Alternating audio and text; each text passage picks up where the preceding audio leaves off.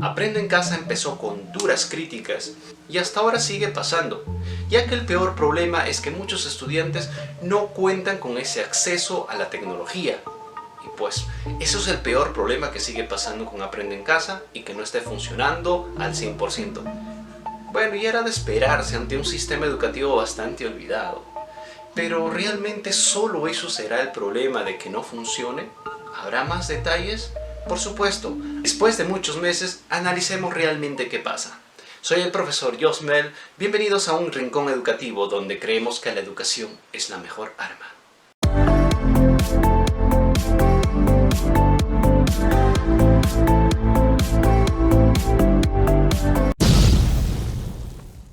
Sé que es fácil decir que el culpable de que no funcione es el gobierno o el ministro de Educación, pero esto engloba más y para eso vamos a analizar cada punto. Esto es más que nada para los estudiantes de secundaria. Existen muchos estudiantes que a pesar de tener tecnología en casa, o quizás sus padres hacen lo posible porque tenga esa tecnología en casa, pues simplemente ellos se simplifican su trabajo buscando en páginas de internet. Porque sí, hay respuestas ya hechas en páginas o canales en internet.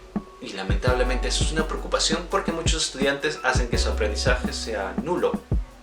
Y pues lo más lamentable es que hay páginas o canales administradas por los mismos docentes donde dejan las respuestas con el eufemismo de decir que es una guía. Pues lamentablemente termina siendo algo terrible para la educación peruana en estos momentos. Así como también existen estudiantes que engañan a sus padres diciendo que se la pasan todo el día haciendo labores académicas, sin embargo, se la pasan mayormente en juegos y redes sociales, aprovechando la situación.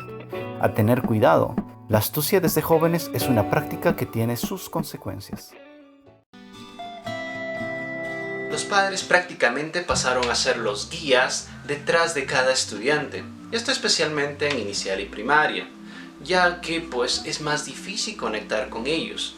Por lo tanto, ¿qué pasa si uno de los padres de familia no está al tanto de su estudiante o tenga muchos hijos?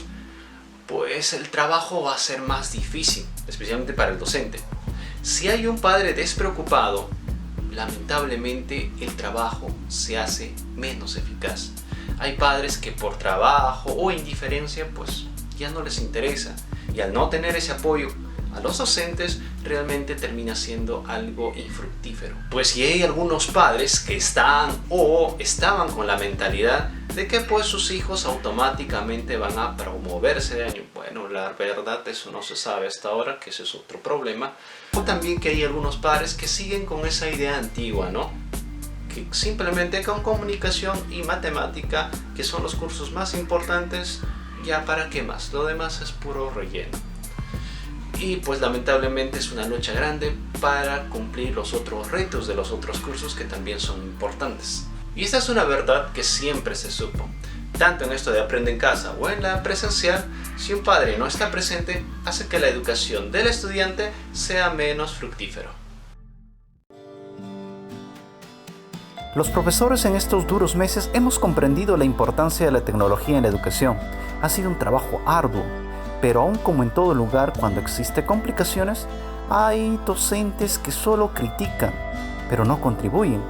Es decir, cualquier error que se realiza, puede ser el Estado, la institución, etc., se concentran ahí, pero más no aportan desde su posición. Y esto nos da como resultado docentes que ya no quieren hacer más por sus estudiantes, pues solamente a veces mandando lo que se subió a la tele o los audios o quizás el PDF que salió en Aprende en Casa. Pues lo mejor no es enviar cuál producto salió, lo mejor es adaptarlo. Por ejemplo, los módulos de Aprende en Casa muchas veces viene mucha información, mucha lectura o hasta a veces cosas innecesarias que son tecnicismos que pues no le viene al caso.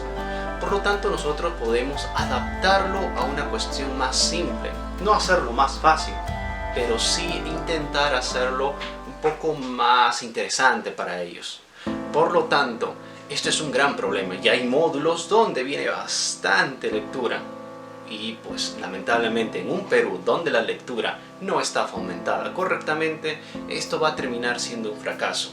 Ahora, que me digan muchos que sí se puede fomentar mediante esta estrategia, pues si realmente en la presencial poco se ha podido hacer, en Aprendo en Casa se va a poder lograr.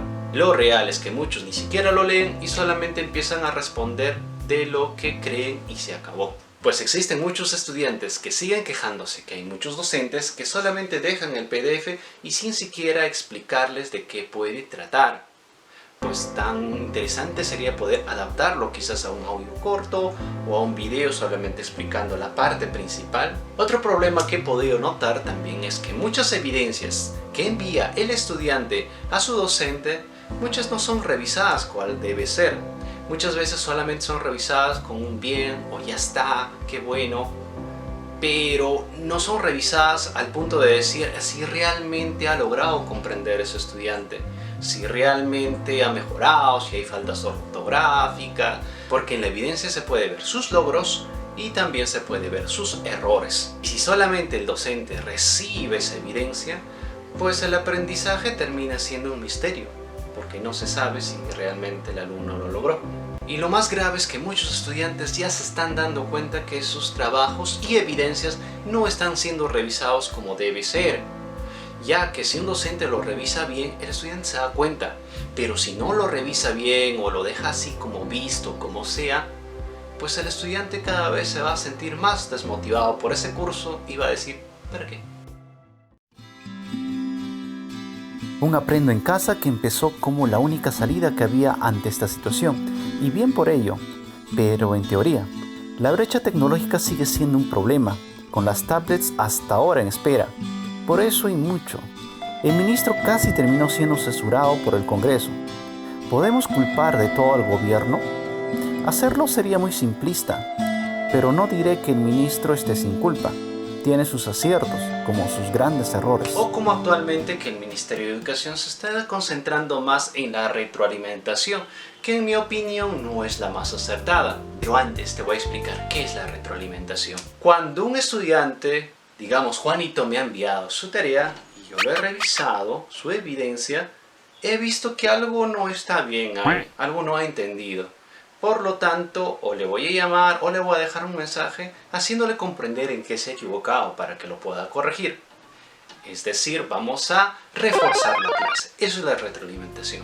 ¿Por qué no estoy de acuerdo? Sí se debe hacer, pero no estoy de acuerdo que solamente se deben concentrar tanto en eso. Porque concentrarte ya en lo que pasó es más difícil.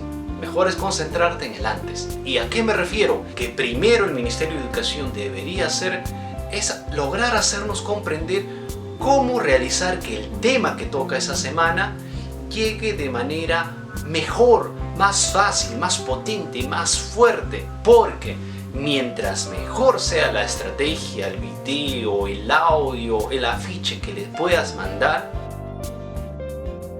menos difícil será la retroalimentación. Ya que un estudiante si ha logrado comprender muy bien el tema al principio con lo que le diste, menos complicado va a ser realizar la retroalimentación, ya que muchos estudiantes o la mayoría va a entender el tema desde el primer instante. Ya que como dije, si el docente envía, digamos, un PDF un poco complicado de entender, obviamente va a ser más difícil que el estudiante comprenda, y la retroalimentación va a terminar siendo un abismo tremendo de poder realizar.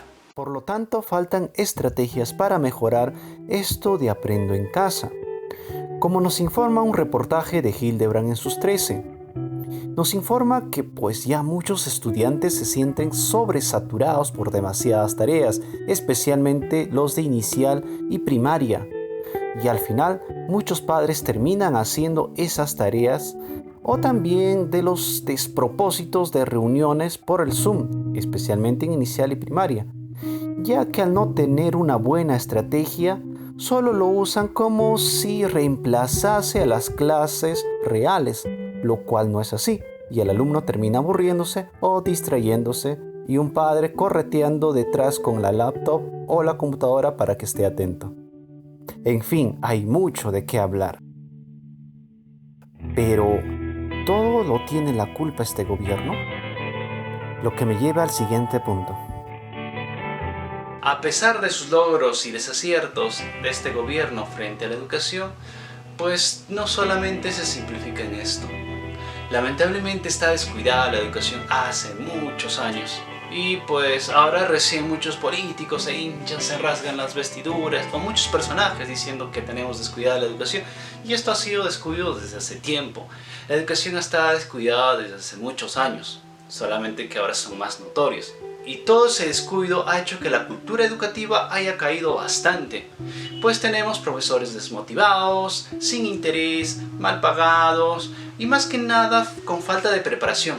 ¿Y por qué? Por buenas capacitaciones. Asimismo pasa con los colegios, que no tiene buena infraestructura, no tiene buena tecnología y todo lo demás. Pues como dije en resumen, falta de buena inversión y también ese cambio de pensamiento. Con todos los problemas dichos anteriormente, no parecen nada nuevo, ¿cierto? Claro que no.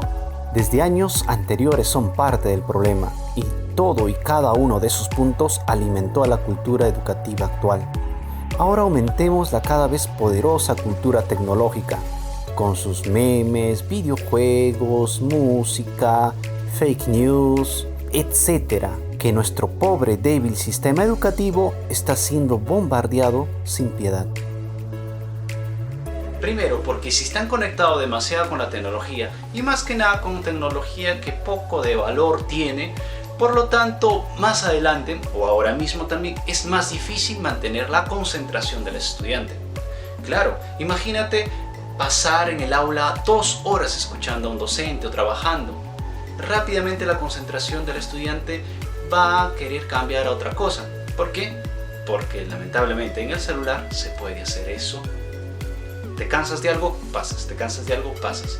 Y segundo, porque inconscientemente se están autoeducando con todo lo que ven por ahí. Es decir, la educación es sociocultural, como nos dice el buen Vygotsky. La educación lo tenemos en todos lugares, no solamente pasa en el colegio o cuando haces tus tareas de aprendo en casa. Porque ¿qué pasa si paras más en los videojuegos o en canales o contenidos poco buenos? Pues lamentablemente van a hacer que ese contenido se quede más en tu cerebro que lo que has aprendido le has dado de valor 10, 15 minutos. Pues va a ser absorbido totalmente por esto. Los docentes tenemos competencia tremenda con esta cultura que está llegando. Y como dije, nuestra cultura educativa está hacia la baja, más esta cultura tecnológica que está llegando, pues está haciendo que nuestra pobre educación esté siendo bombardeada por todos lados. Es cierto que la educación necesita inversión, pero de nada sirve si no primero cambiamos el pensamiento cultural. Y primero eso tiene que pasar desde arriba, es decir, desde el gobierno. Cambiar, dar un baño total a la educación. ¿Para qué? Para que pueda fortalecerse y funcionar mejor. Ya que de nada sirve invertir si no primero limpies esa imagen que ha sido perjudicada por años. Seguramente quedaron cabos sueltos en el camino, hay muchas cosas que se me pasó. Pues quizás haga un video posteriormente sobre una segunda parte. Aunque estoy pensando hacer más bien las cosas positivas que nos trajo esta estrategia de Aprende en Casa. Bueno, y si te gustó el video, dale manito arriba, cuéntanos tu experiencia con esta estrategia de Aprende en Casa. Y si deseas, suscríbete al canal. Y recuerden que no hay mejor arma que la educación. Hasta la próxima.